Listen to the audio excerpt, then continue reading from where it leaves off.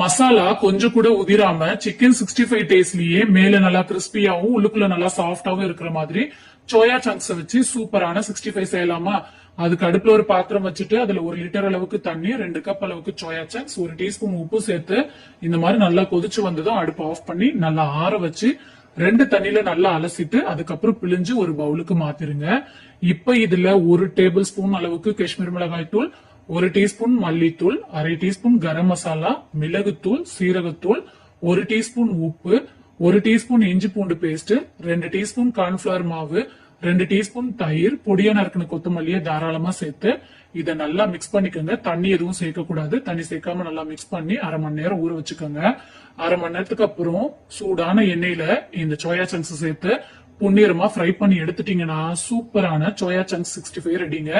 இதை நீங்க சைட் டிஷ்ஷாவும் சாப்பிடலாம், அப்படி இல்லைன்னா ஸ்நாக்ஸா கூட எடுத்துக்கலாங்க. அட்டகாசமா இருக்கும். கண்டிப்பா ட்ரை பண்ணி பாருங்க. பாய்.